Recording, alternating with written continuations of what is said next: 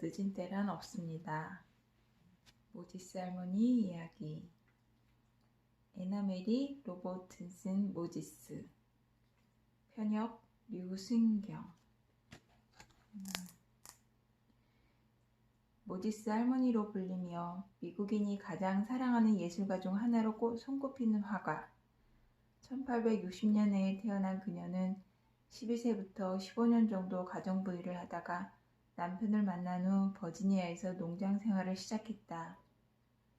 이후 뉴욕 이글브리지에 정착해 10명의 자녀를 출산했지만 5명이 죽고 5명만 살아남았다. 관절염으로 자수를 놓기 어려워지자 바늘을 놓고 붓을 들었다. 그때 그녀의 나이는 76세. 한 번도 배운 적 없이 늦은 나이에 시작한 그녀만의 아기자기하고 따뜻한 그림들은 어느 수집가의 눈에 띄어 세상에 공개되었다. 88세에 올해의 젊은 여성으로 선정되었고 93세에는 타임즈로 표지를 장식했으며 그녀의 100번째 생일은 모지스 할머니의 날로 지정되었다. 이후 존 F 케네디 대통령은 그녀를 미국인의 삶에서 가장 사랑받는 인물로 칭했다. 76세부터 101세의 나이로 세상을 떠나기 직전까지 왕성하게 활동하며 1600여 점의 작품을 남겼다.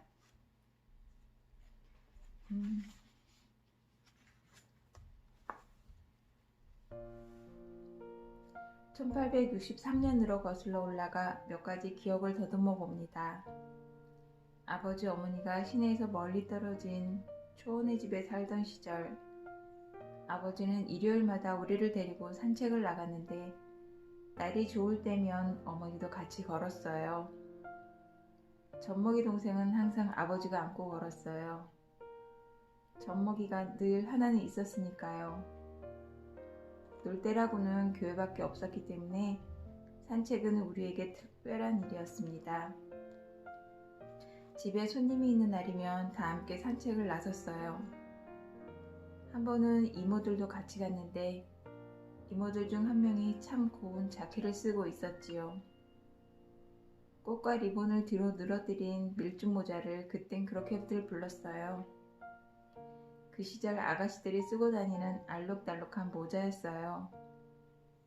그 모자가 얼마나 갖고 싶었는지 달라고 떼를 썼더니 이모가 모자를 벗어 내 머리에 씌워줬습니다. 거기까진 좋았는데 그렇게 떼를 쓰면 숙녀가 아니라고 어머니에게 꾸지람을 듣고 말았어요. 그러다가 자키를 까맣게 잊어버리고는 오빠들, 남동생들과 함께 방앗간 근처에서 뛰어놀았는데 어느 순간 머리 위에 손을 대어보니 아무것도 없는 거예요.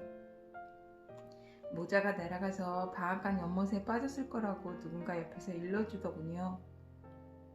너무 속상한 일이었어요. 그때부터 나는 물이 괜히 싫더라고요. 봄이 오면 들판에서 뛰놀며 꽃을 꺾었습니다.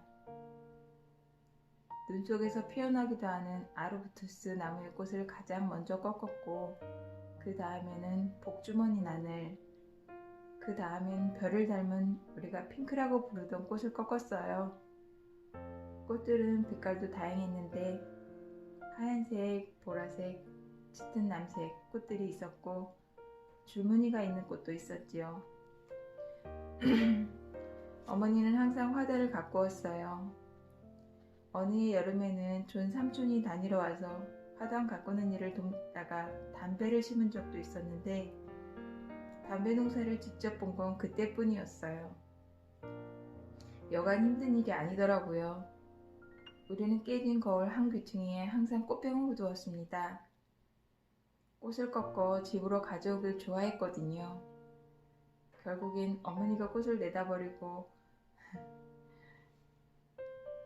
연영초가 피면 반드시 꺾어왔어요. 그 꽃은 얼마나 곱던지 펜지꽃을 닮았는데 그것보다 좀 더 앙증맞았고 푸른빛이 감도는 보라색으로 오랫동안 피어 있었죠. 내가 기억하는 첫 추수감사절은 1864년 무렵입니다. 아버지가 부츠를 사러 유니언 빌리지에 갔는데 간 김에 내가 입을 빨간 드레스도 사주겠다고 했어요. 나는 빨간 드레스를 입을 생각에 하루 종일 얌전하게 굴었어요. 어머니가 시키는 일은 다 했지요. 하지만 촛불을 밝힐 무렵 아버지가 아마 방앗간 쪽에서 들어오더니 추수감사절이라 가게들이 문을 닫았다고 하는 거예요. 너무 속이 상했어요. 저녁밥도 넘어가질 않았어요. 어머니는 내가 종일 말을 잘 들었는데 일이 이렇게 돼서 미안하다고, 가게 문이 닫혔을 거란 생각을 미처 못했다고 했죠. 아버지는 내 머리를 쓰다듬으며 걱정 말라고, 며칠 있다가 센터 캠브리지에 갈 건데 그때 한번 둘러보겠다고 했고 정말 그렇게 했어요. 그런데 아버지가 사온 드레스는 빨간색이 아니라 붉은 벽돌색이나 갈색에 가까웠습니다. 나는 무척 실망했지만 아무 말도 하지 않았어요. 결국 내가 생각했던 빨간 드레스는 영영 못 입고 말았죠. 살다 보니 실망스러운 일이 있더라도 불평하지 말고 지나간 일은 지나간 대로 그렇게 흘러가도록 내버려두는 것도 좋다는 생각이 듭니다. 하루는 어머니, 리브 이모와 함께 그리니치를 벗어나 이글브리지 바로 위에 사는 할머니를 만나러 갔어요. 아버지 허락을 받고 어머니가 마차를 몰고 갔는데 늙고 순한 말이 마차를 끌었지요. 가는 길에 크게 기억에 남는 일은 없었는데 코일라에 이르렀을 때 난생 처음으로 소떼를 보았어요. 그땐 그게 뭔지도 몰랐죠. 소들은 멍에 한데 묶인 채로 풀을 뜯고 있었어요. 풀은 또 얼마나 파릇파릇하게 돋아있던지 나는 저 짐승들이 뭐냐고, 저것들이 우리를 해칠지도 모른다고 꼬치꼬치 캐물었지요. 그때 아마 4살이나 되었을까요? 그의 몸 처음으로 보는 푸른 잔디여서 나는 신발을 벗고 마차에서 내려 풀밭을 걷고 싶었어요. 내가 그렇게 말했더니 리보 이모가 아가, 그건 숙녀답지 못해 라고 나무라던 기억이 납니다. 거기서 조금 더 가니 마을에 온통 검은색 리본들이 달려있는 것을 보았습니다. 아니, 이게 무슨 일이라니? 어머니가 놀라며 했던 말이 생각납니다. 그땐 전쟁 중이었어요. 어머니가 어느 가게 안으로 들어가 무슨 일이냐고 물었어요. 가게 기둥마다 검은 리본이 묶여 있었거든요. 링컨 대통령이 전날 저녁에 총살되었다는 소식을 가게 주인이 전해주었습니다. 그 다음으로 내가 기억하는 건 마차로 돌아와 어머니가 리브 이모에게 한 말이었습니다. 아이고, 이제 우리는 어떻게 되는 거지? 만약 어머니가 그렇게 탄식하지 않았더라면 아마 나는 그날을 기억하지 못했겠지요.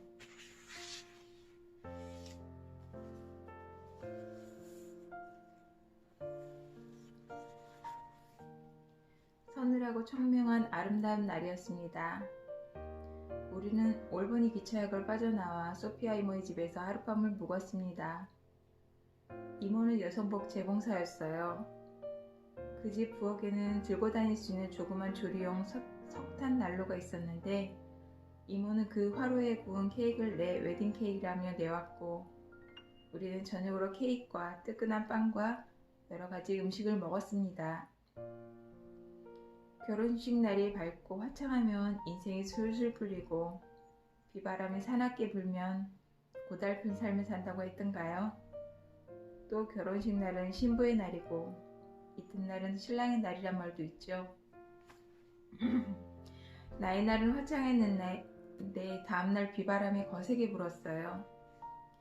그냥 하는 소리일 뿐 맞는 말은 아닌 것 같습니다. 또 이런 말들도 있죠. 비를 맞는 신부는 행복하다. 눈을 맞는 신부는 행복하다. 나는 참 행복한 인생을 살았습니다. 물론 나에게도 시련이 있긴 했지만 그저 훌훌 털어버렸지요. 나는 시련을 잊는 법을 터득했고 결국 다 잘 될 거라는 믿음으로 가지려고 노력했습니다.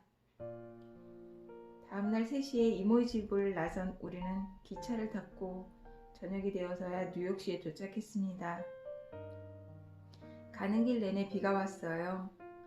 거기서 다시 워싱턴의 기차를 탈 계획이었습니다.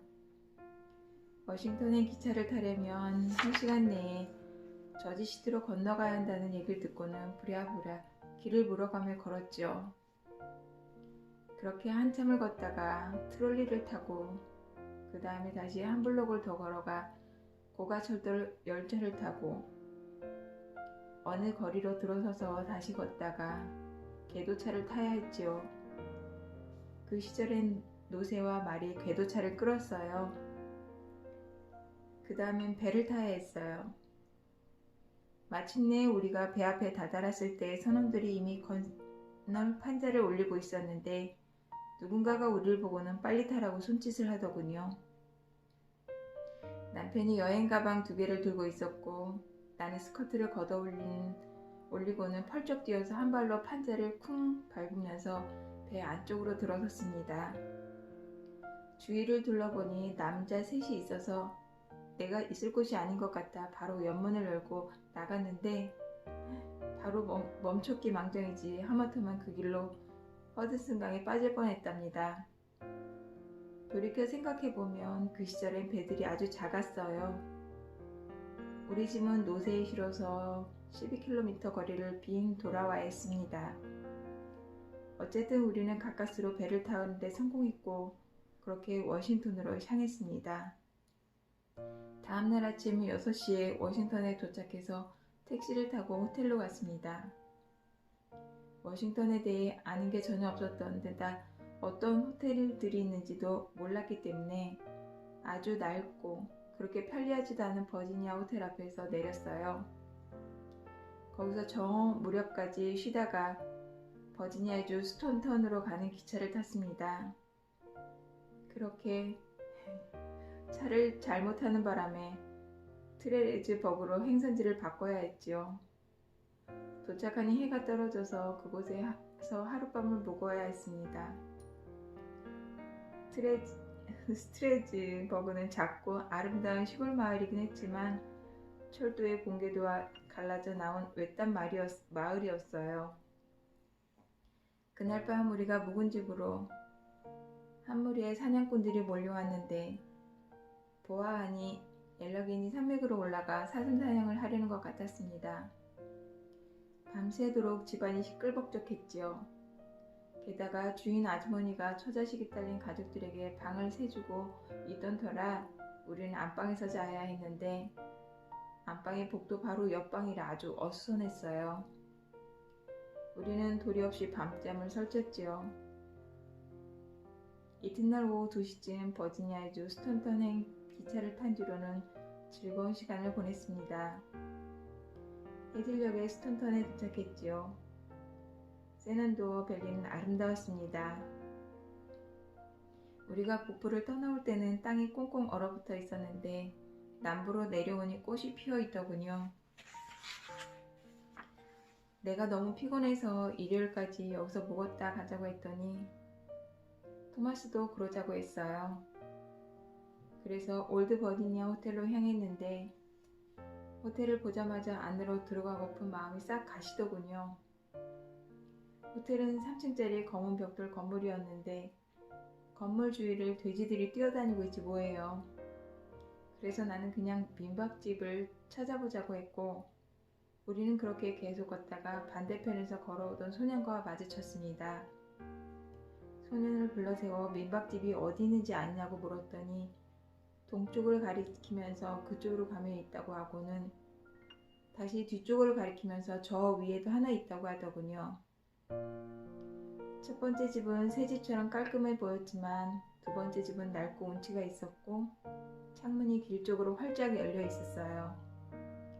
그래서 그 집으로 갔더니 건물 측면을 따라 계단이 나 있고 계단 위에 화려한 대문이 있었습니다. 토마스는 고풍스럽고 운치 있는 쇠고리로 문을 두드렸습니다. 웬 여자가 문을 열자 토마스가 이렇게 말했어요. 저는 뉴욕주에서 온 모지스란 사람이고 이쪽은 제 아내인데 일요일까지 여기서 머물고 싶습니다. 그이가 날 아내라고 부른 건 그때가 처음이었어요. 어서 들어오세요. 반갑습니다. 여자가 우리를 반겨주었어요. 넓은 복도를 지나 거실로 들어서니 여자들이 몇 명 있었어요. 과부인 벨 부인과 그녀의 5자녀가 살고 있는 집이었어요. 벨 부인은 가족의 생계를 꾸리고 아이들을 학교에 보내기 위해 묵어갈 손님을 받고 있었지요. 참 푸근한 남부 사람이었어요. 저녁을 먹다가 남편이 아까 봤던 여자 중 한 명과 이야기를 나누는 게 되었는데, 남편이 노스캐롤라이나주에 가는 길이라고 했더니 그 여자가 손세를 치면서 아이고 안 돼요, 거긴 가지 마세요 라고 하는 거예요. 그 옆에 앉아있던 사람들도 거들면서 안 된다고, 거긴 검둥이들과 벼룩만 들끓는다고 했어요. 저녁 식사를 마친 뒤 남편이 면도 비누를 사러 잡화점에 갔는데, 가게에 발을 들이자마자 주인이 남편에게 이쪽 사람이 아니시군요 라고 말을 하더랍니다. 왜 아니라고 생각하세요? 남편이 물었죠. R 발음을 굴리시잖아요. 그가 대답하더래요. 그때만 해도 우리는 잡화점 주인 벨이 우리가 묵고 있는 집 주인 아주머니의 사촌이란 사실을 몰랐습니다. 어쨌든 토마스와 벨은 그렇게 이야기를 나누게 되었는데, 벨은 토마스가 누구이고 어딜 가는 중이며 무엇을 할 것인지 궁금해했고, 토마스는 그가 궁금해하는 것들을 전부 다 알려주었어요. 벨은 토마스에게 더 이상 남쪽으로 내려가지 말라면서 세넨도어 밸리야말로 지상의 낙원이라고 했고, 두 사람은 그렇게 밤늦도록 이야기를 나누었습니다. 한편 우리는 토마스가 길을 잃어버린 거라고 생각했고, 걱정이 된 벨 부인은 아들을 사촌네를 보내 토마스가 거기 있는지 확인해 보았어요. 그때 이미 벨은 더 이상 남쪽으로 내려가지 말라고 토마스를 거의 설득한 상태였어요. 그는 토마스를 돕고 싶다며 이렇게 말했어요. 내일 저녁에 가게로 나오시면 형이 운영하고 있는 작은 농장으로 모셔다 드리겠습니다. 마침 형이 농사일이 적성에 안 맞아 다른 일을 찾고 있는 중이거든요. 이튿날 토마스는 하루 종일 저녁이 되기만 기다렸어요. 도대체 농장을 왜 저녁에 가보자 하는지 의아해하면서요. 램프가 하나둘 켜지기 시작할 무렵 토마스는 벨씨가 부탁한 대로 가게로 갔습니다. 그런데 가게에 들어서자마자 벨이 오늘 저녁에 오시라고 했잖아요 라고 말하는 게 아니겠어요? 지금이 저녁이잖아요 라고 했더니 벨이 토마스를 보고 웃으며 말했어요. 아, 그쪽 사람들이 오후라고 부르는 시간을 여기선 저녁이라고 해요. 낮 12시 이후를 말하는 거지요. 오늘은 너무 늦었으니 내일 아침에 내려오세요. 그때 같이 가십시다. 분명 마음에 드실 거예요. 정착하기 전에 1년 정도 살아봐도 좋습니다. 벨은 이미 우리의 친구였습니다.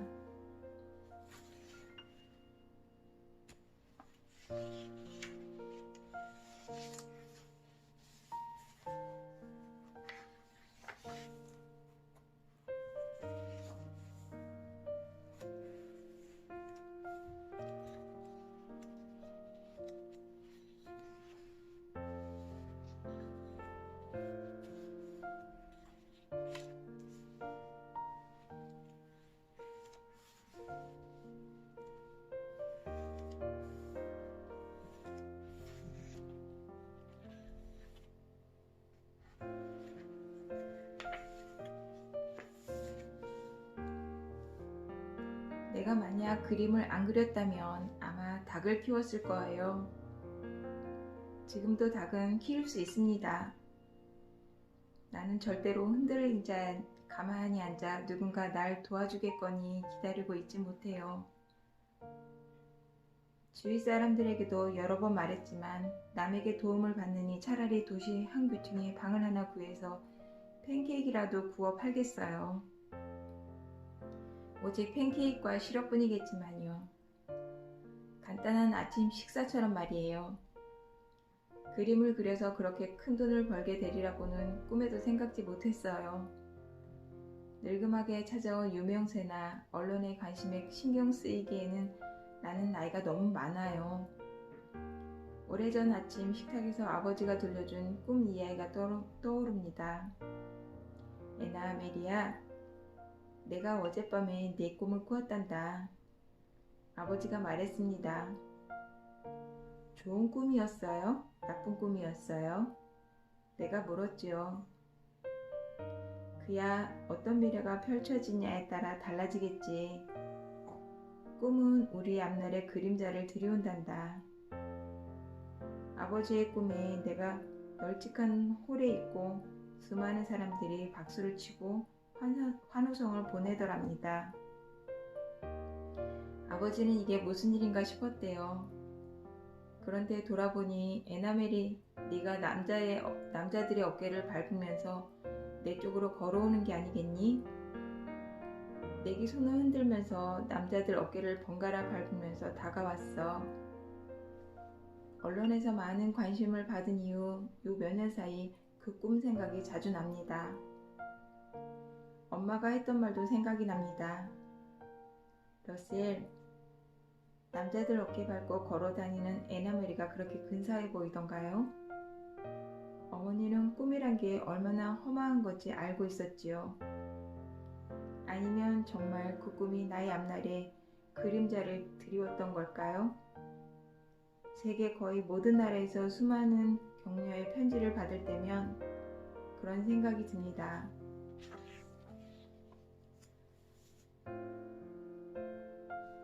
지금까지 내가 살아온 이야기를 진솔하게 들려드렸습니다. 이 나이가 되니 세월이 어떻게 갔는지 모르겠네요. 차라리 16살 때가 내 나이를 가장 실감했던 것 같아요. 화이트사이드 부부를 떠날 무렵 나는 성숙했고 평온했거든요. 어떻게 보면 난 늘 그렇게 살아왔던 것 같습니다. 지금도 나는 내가 늙었다는 기분이 전혀 들지 않아요. 손주 11명과 증손주 17명을 둔 할미지만요. 참 많이도 두었네요. 세상이 편하고 또 변하고 있는데 앞으로도 더 많이 변할 수 있을까요? 지금보다 더 발전한 세상을 여러분들은 상상할 수 있으신지요? 나의 아버지가 화덕을 좋아하셨듯이 나도 철제 난로를 좋아했고 지금은 그것들이 가스와 전기 레인지로 바뀌었지요. 젊은 세대가 나이를 먹고 앞으로 100년이 더 흐르면 후대인들의 눈에는 우리가 원시인으로 보여도 전혀 놀랄 일이 아닙니다. 그럼에도 불구하고 나는 우리가 정말 발전하고 있는지 때로는 의문이 듭니다. 내가 어렸을 때는 세상이 달랐어요. 지금보다는 여러모로 더 느린 삶이었지만 그래도 행복하고 좋은 시절이었죠. 사람들은 저마다 삶을 더 즐겼고 더 행복했어요. 요즘엔 다들 행복할 시간이 없는 것 같습니다. 하지만 이런 어려운 질문에 맞닥뜨리면 너무 많이 생각하지 말고 그냥 덮어버리는 게 상책입니다. 내가 응골물을 얻으려고 성경을 읽었을 때 그랬던 것처럼 말이죠. 내 삶의 스케치를 매일 조금씩 그려보았습니다. 어린 시절부터 돌아보며 그저 생각나는 대로 좋은 일, 나쁜 일 모두 썼어요. 살다 보면 좋은 일도 있고 나쁜 일도 있지요. 다 우리가 겪어내야 하는 일들입니다. 나의 삶을 돌아보니 오늘 하루 일과를 돌아본 것 같은 기분입니다. 오늘 하루도 무사히 잘 마쳤고 내가 이룬 것에 만족합니다. 나는 행복했고 만족했으며 이보다 더 좋은 삶을 알지 못합니다. 삶이 내게 준 것들로 나는 최고의 삶을 만들었어요. 결국 삶이란 우리 스스로 만드는 것이니까요. 언제나 그래왔고 또 언제나 그럴 겁니다. 여기서 책은 마무리됩니다. 그런데 제가 중간에 읽다가 좋은 귀절이 있어서 한 구절 더 읽어드리려고 합니다. 나는 참 행복한 인생을 살았습니다. 물론 나에게도 시련이 있긴 했지만 그저 훌훌 털어버렸지요. 나는 시련을 잊는 법을 터득했고 결국 다 잘 될 거라는 믿음을 가지려 노력했습니다. 저는 이 대목이 너무 마음에 들어서 딸기만두 소리책 첫 번째 책으로 골랐습니다. 제목도 너무 마음에 들었고 표지도 너무 이쁩니다. 무언가를 시작하기엔 이미 늦었다고 생각될 때, 달래질 수 없을 거라는 막막함이 덮쳐올 때, 그래도 끝까지 자신의 인생을 사랑하고 싶다면 100년을 늘 새로운 하루처럼 살다간 우리에게 공간적으로나 시간적으로나 먼 곳에 계신 한 할머니의 그림을 처음 접한 순간을 잊지 못합니다. 그녀의 그림을 말해주고 있었거든요. 우리의 인생은 참 살아볼만 하다고요. 그녀는 말합니다. 정말 하고 싶은 일을 하세요. 신이 기뻐하시며 성공의 문을 열어주실 겁니다. 당신의 나이가 이미 80이라 하더라도요. 사람들은 늘 너무 늦었어 라고 말합니다. 하지만 사실은 지금이 가장 좋은 때입니다. 사랑이 넘치는 그림과 함께 들려주는 그녀의 인생 이야기는 우리에게 따뜻한 위로와 용기가 되어줍니다. 이미 너무 늦었다고 좌절하고 초조해하는 우리에게 이 작은 책을 통해 자신도 몰랐던 모습을 찾기 바랍니다. 수호서재에서 나왔고요. 가격은 13,800원 정가로 써있네요. 이 책을 읽도록 허락해주신 수호서재 관계자분 너무 감사합니다. 메일을 주고받으며 다양한 경험을 했습니다. 인생에서 너무 늦은 때란 없습니다. 난 이 이야기를 끝으로 오늘 책 읽기를 마치겠습니다.